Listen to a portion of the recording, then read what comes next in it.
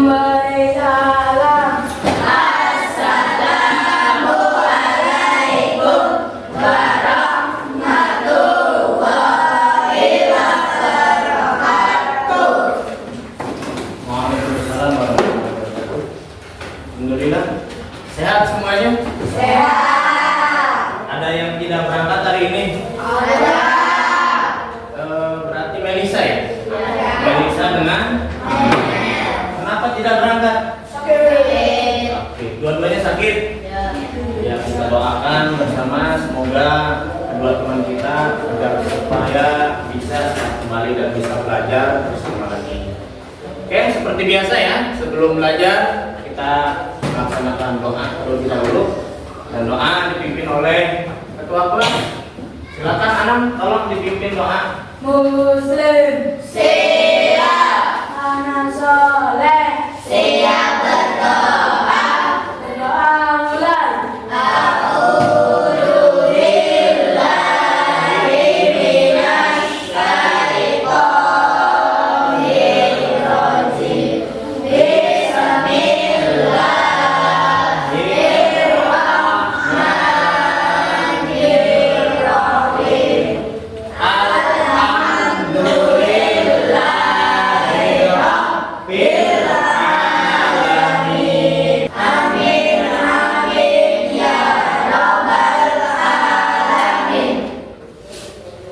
Alhamdulillah, dengan berdoa semoga acara atau kegiatan saat ini kita berjalan dengan lancar dan terlaksana dengan tepat.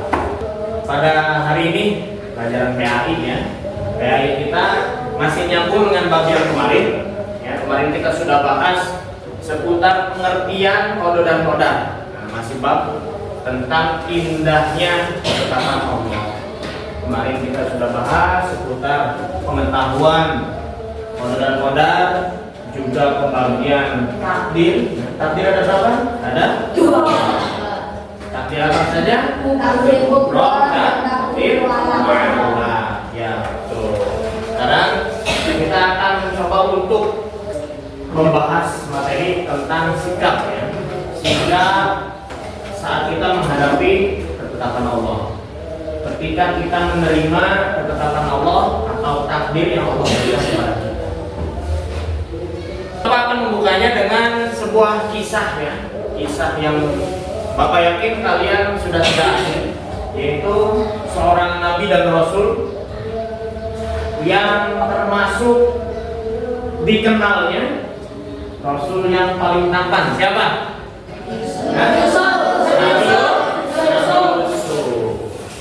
Namun sebelum ke kisah, Bapak akan bercerita.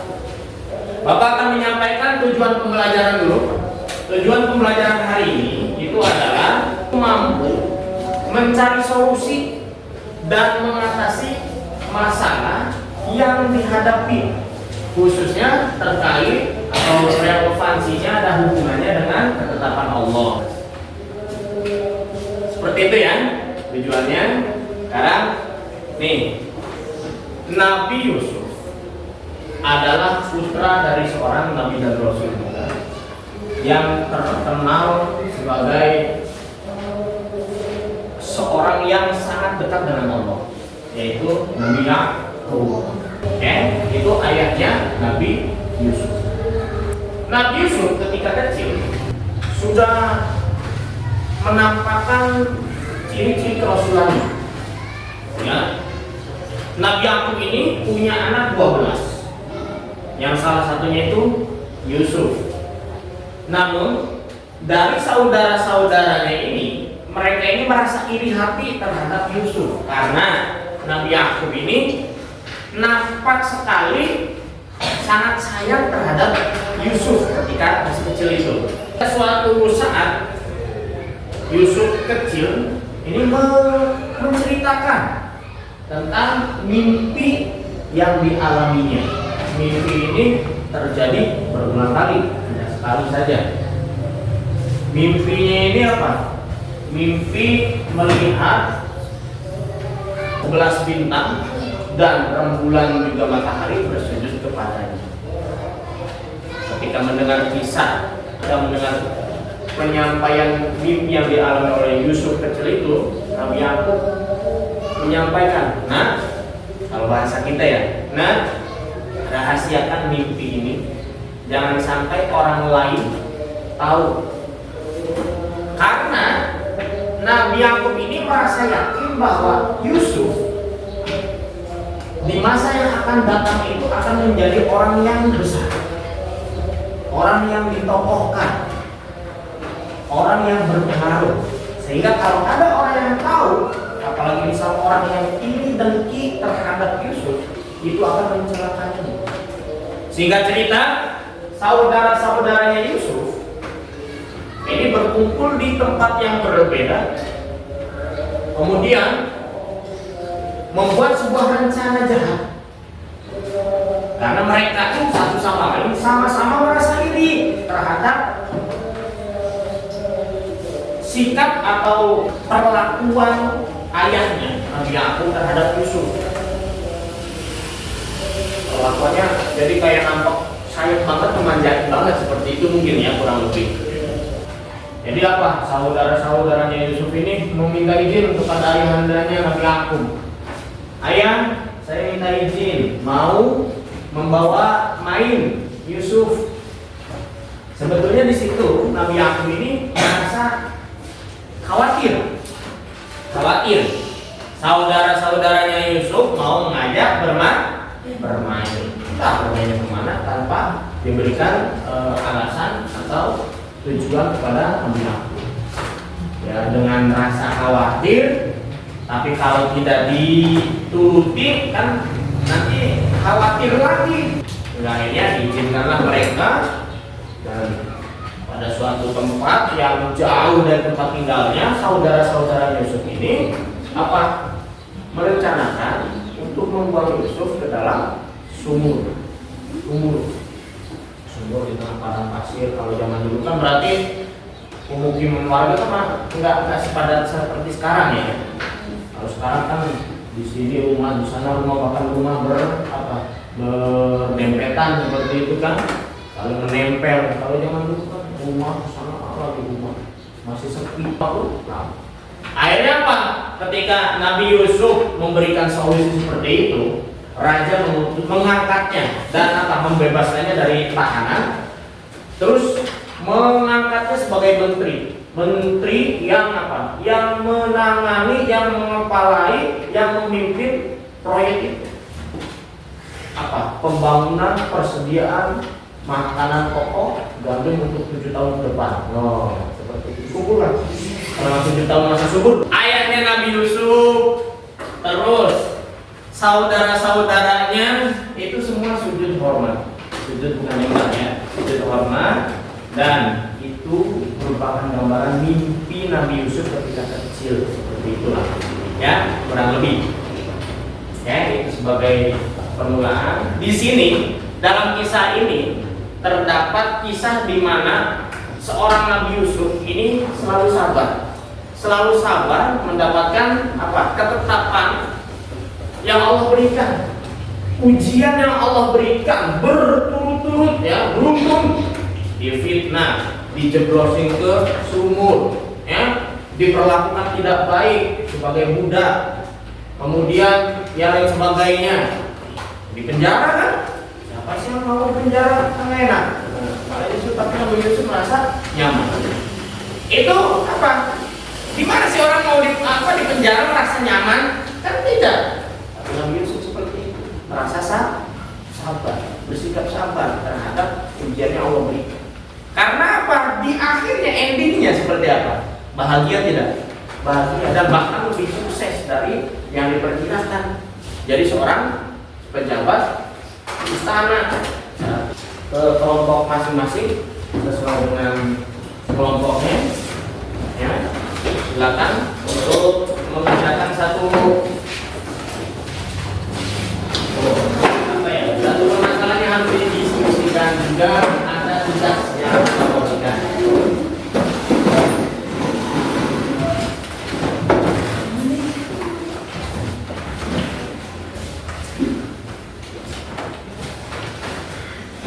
Oke, udah siap ya? Sekarang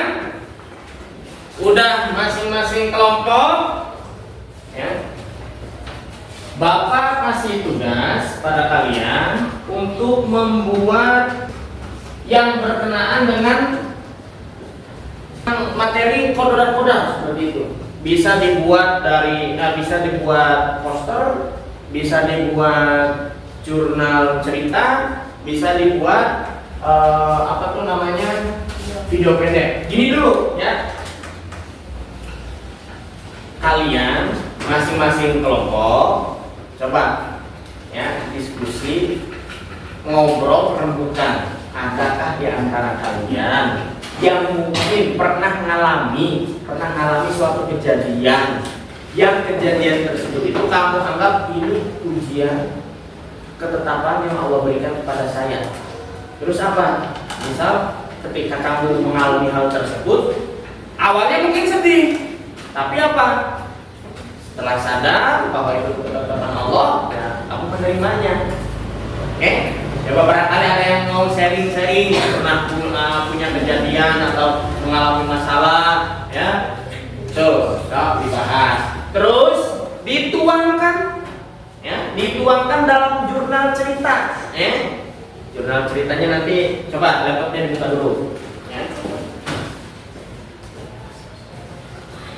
Atau kalau nggak poster sekarang bisa ya, gampang, maksudnya gampang dibuatnya. Tahunya ada di sini duduknya dan tentang kayak gitu.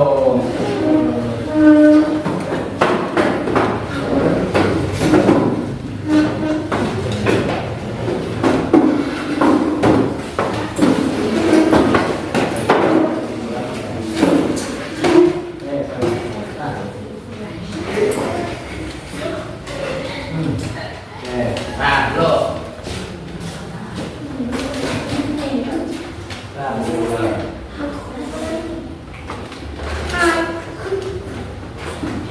Coba sekarang di antara kalian ada yang mau bercerita dulu, punya ide cerita atau pengalaman pribadi, ya? Terus dituangkan di jurnal cerita bisa. Jurnal cerita itu cerita pendek lah, mengungkapkan cerita. Kamu bisa memanfaatkan, tunggu dulu. Kamu bisa memanfaatkan Microsoft Word. Apa ini? Oh, ya.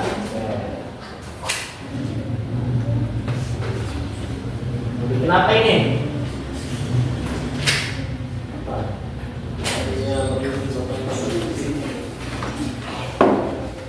Oke, mau bikin poster ya. Oke.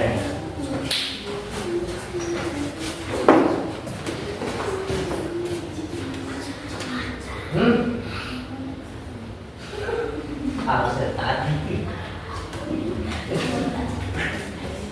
Kalau mau.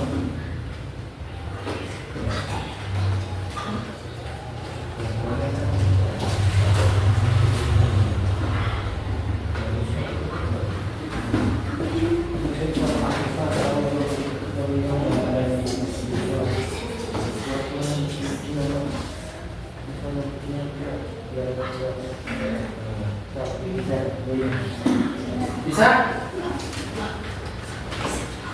Hah? Enggak. Timba. Ya, ya.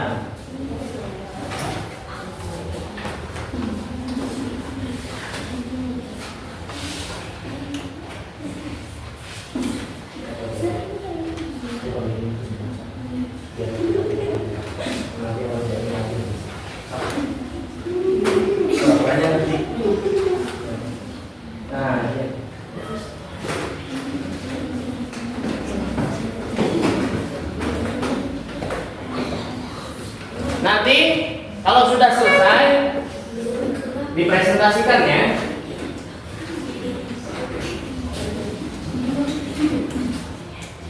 Aduh, cahirannya ke sini.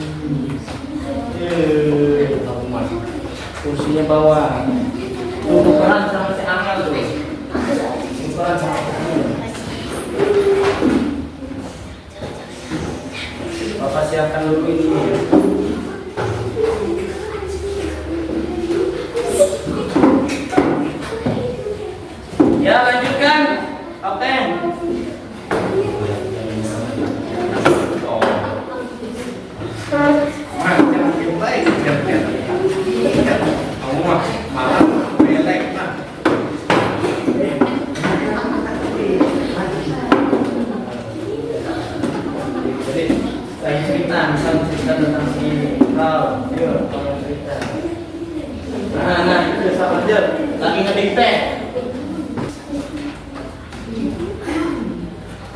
Oke, nanti kalau udah selesai ke depan presentasikan ya.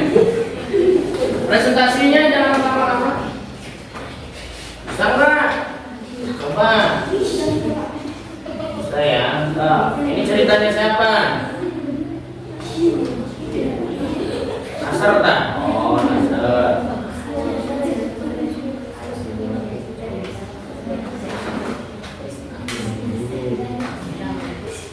Laptop bagus kenapa? Udah tak?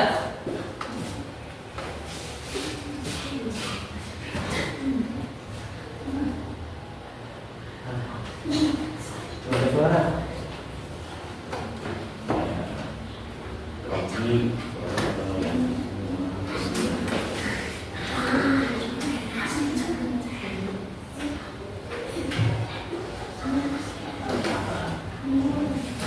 Siap, lanjut ketiknya.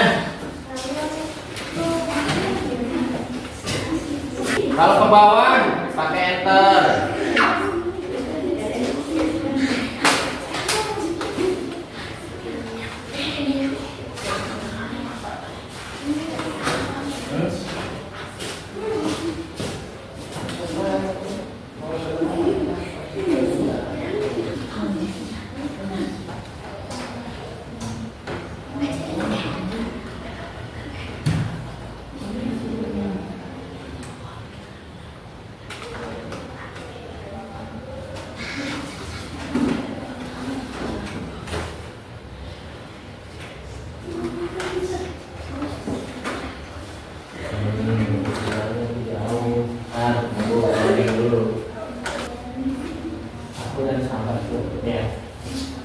Yang laki-laki kita selesaikan aja dulu, nanti bisa minjem ke yang itu presentasinya.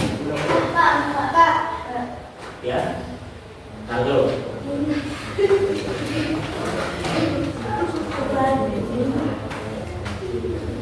kalian mau presentasi? Hah? Berdua apa? Baca. Digotong, awas kesetrum. Ini minta.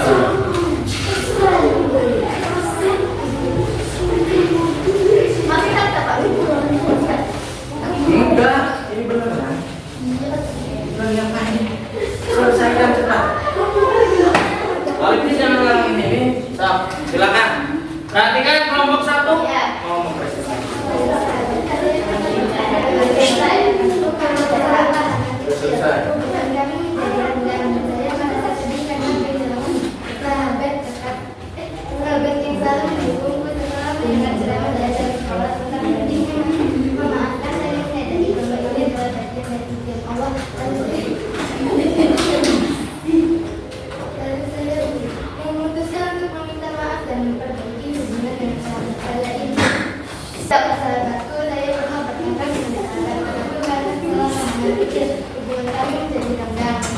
Dan kehilangan sahabat yang selalu mendukungku. Setelah mendengar ceramah di acara sekolah tentang pentingnya memaafkan, saya menyadari bahwa ini adalah bagian dari hukum Allah. Lalu saya memutuskan untuk meminta maaf dan memperbaiki hubungan dengan sahabat saya itu. Ini persahabatan saya dengan ibuku itu menjadi lebih akrab dan akhirnya saya belajar bahwa dengan menerima kode dan kode saya bisa menjalani hidup dengan lebih.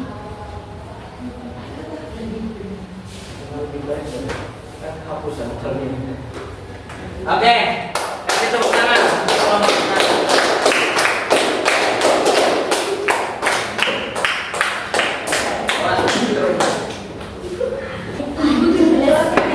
Oke, ya kelompok 2. Katanya poster nih. Ah, cakep nih posternya ya.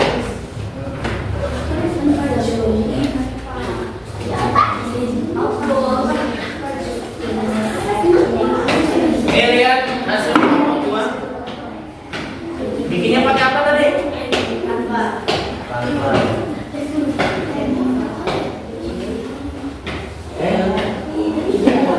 Masuk, Ustaz. Silakan.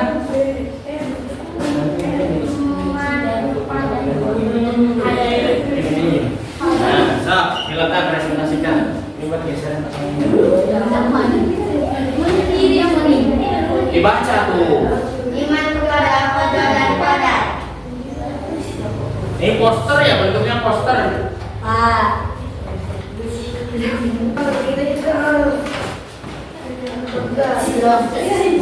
Memahami makna iman kepada qadar dan qadar. Qadar dan qadar dalam ajaran kita termasuk dalam rukun iman yang keenam. Qadar dan qadar sering disebut juga dengan istilah takdir, yaitu meyakini dan percayai dengan sepenuh hati adanya ketentuan dan ketetapan Allah Subhanahu wa taala.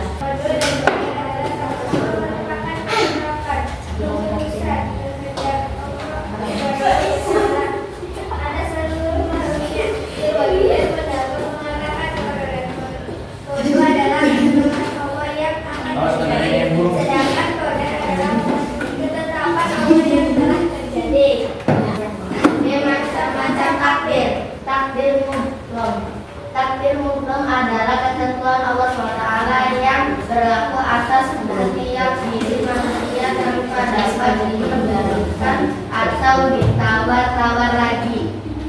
Takdir mutlak adalah ketentuan Allah yang mungkin masih dapat diubah oleh manusia melalui usaha atau ikhtiar yang Allah SWT.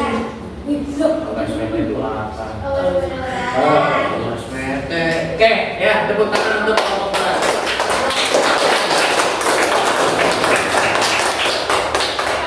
Kelompok 3 ada siap? Siap. Nah, silakan. Bawa. Kehilangan sepeda. Saya pernah kehilangan sepeda kesayangan yang diparkir di depan rumah. Awalnya saya sangat sedih dan marah karena sepeda itu adalah hadiah ulang tahun dari kami. Namun setelah berbicara dengan orang tua saya dan diberi nasihat bahwa segala sesuatu adalah milik Allah, saya belajar untuk menerima kejadian itu dengan sabar. Saya memutuskan untuk lebih berhati-hati di masa depan dan mulai menabung untuk membeli sepeda baru. Pengalaman itu mengajarkan saya tentang pentingnya berusaha dan bersyukur atas apa yang masih dimiliki. Ini ceritanya cerita siapa? Kehilangan sepeda? Oh, nah. Tapi sekarang udah punya lagi ya? Iya, sepeda, Bapak kan hanya sepeda. Ya, udah punya lagi, mungkin lebih bagus dari yang waktu hilang ya. Oke, ya, alhamdulillah. Terima kasih kelompok 3. Ya, bawa lagi kelompok 3.